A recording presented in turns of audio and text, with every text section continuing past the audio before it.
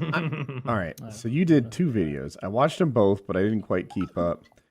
You took the discipline of a bodybuilding scientist and applied that to pressing the tongue to the top of your mouth for a year? Oh, yeah. Yeah.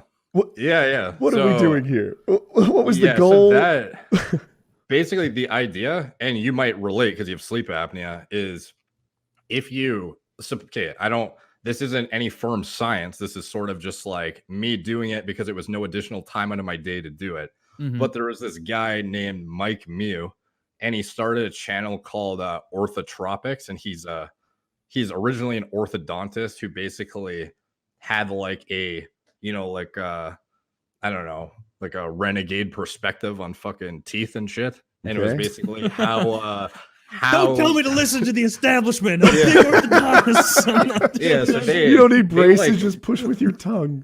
Yeah, so they it's all coming from Big Rubber Band at the top. Yeah. Apparently he had his license revoked or something because he was like going against like the Orthodontic Society or something. I don't know. Anyway, basically his idea is that like malocclusion of your mouth, like, your teeth crowding, like overlapping and having all those issues you would get fixed with braces as a kid, they're caused by your tongue and being not on the roof of your mouth and mouth breathing. So basically, if you have your tongue on the roof of your mouth, then the teeth can't crowd because your tongue is basically preventing them from crowding. You know what I mean? So I'm the poster boy for this. Yeah, I had terrible malocclusion or whatever it was because my tongue doesn't reach up all the way to my mouth because I'm tongue-tied. My dentist told me that a little more recently. Your tongue doesn't reach the roof of your mouth? Well, what they say to do is like open your mouth as wide as you can right now, Kyle.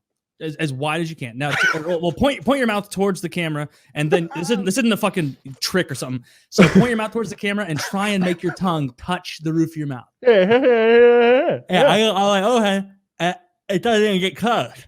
I can't. Wow, I can easily do that. Touch the roof. It's because that like fucking tendon thing is way too tight, and I've been going to the same fucking dentist since I was 6, and it was the last appointment I went to where he goes, "Wow, you're really tongue tied," and I wanted to be like. First time in my mouth, asshole? No, you've been in here hundreds of times at this point, or dozens at least. And yeah, so that's exactly right. He was telling me that because my tongue wasn't situated right and it doesn't ever rest, or it would like intermittently rest on the roof of my mouth and then back down, that it just fucked up all my teeth and the way they grew because I never had that overlap the way teeth are supposed to when you bite. I always just clash right on top of each other. And that's why all my teeth like a ventriloquist stomach. There you go. Just like a ventriloquist stomach. Right on top of one another. I got all these fence posts put in. So the theory behind it is that if you let that happen, you basically not only end up in a position where your teeth get fucked up, but your face, the way your face grows as a kid is also going to be much uglier than you would otherwise look. So there's like, have you ever heard of... I mean, some people look horrific. Some of these people look like absolute monsters. These people look like absolute ghouls, monsters. Their jaws, it's this steam shovel jaw down there, just bigger than the top of their head. It's so big. So this guy, that's hilarious. I'm like, this is something I had pretty bad. And Derek's like, a lot of people who have that look retarded. Yeah, glad it missed me there. That's good. Sorry, sidestep that one. Right, guys. So when you're a kid, you can, and you're still in the growth phase of everything, you can apparently avoid it, even if you're sort of like screwing yourself. Like if you're 7 years old or something, you already have malocclusion, like shitty development of your maxilla, which is like these bones or whatever, then you can change it by adopting the proper posture essentially and just doing it for the duration of your youth. And he has like these before and afters of kids he's worked with, and their faces go from like ugly to like better looking essentially. So basically all these people on especially Reddit and like these like looks maxing type threads and shit, they start to look to this guy as like it's like the pinnacle of doing shit to max out yourself and blah blah blah. And the reason I got interested in that is because I've been a mouth breather for the majority of my life, and it's largely what led me to my sleep apnea, as well as having to use that face mask while I sleep because I'm always breathing through my mouth because I have a deviated septum from all the basketball I played as a kid, as well as when you get heavier, it's just harder to breathe. So when I was bulking, when I was younger, I used to bulk up to like 40 pounds heavier than I am now. And that was when I noticed my sleep apnea. The heavier I got, the worse the sleep apnea got. And so basically I started doing this thing because apparently it's supposed to, even if you're an adult, it's probably not going to work like if you were a kid, apparently. But I thought, why the fuck not? I might as well try it because it's no extra time out of my day to literally put my tongue up rather than have my tongue down. Mine stays there.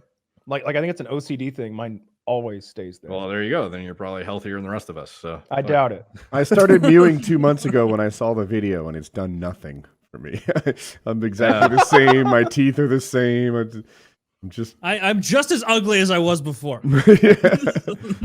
Yeah, some people, they think they get significant results as an adult, and like I don't know if it's really worth pursuing, but it's like I figured it's nothing more out of my day I need to do. It's just like it's the exact same amount of time I'm breathing, so I might as well. And there's some health benefits in regards to carbon dioxide amount that comes in through your nose versus your mouth in terms of oxygen carrying capacity and like lifespan and stuff, and just like endurance in sports. So I don't remember the exact science on that, but something to do with like the ratio of carbon dioxide to something or other. And there's supposedly health benefits too. So I was like, fuck it, I'm going to try it. So how did it work? You told me that chewing gum did something. I would be more apt to believe that.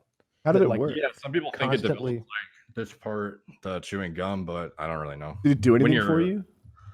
Not really. I don't think so anyway. But it was just one of those things that I figured I might as well do it because I've had the sleep apnea for years, and I thought if I can improve the situation where perhaps I don't need to use a thing that fucking blows air through my nose anymore, that might be worth pursuing. Right. So So definitely. you test all kinds of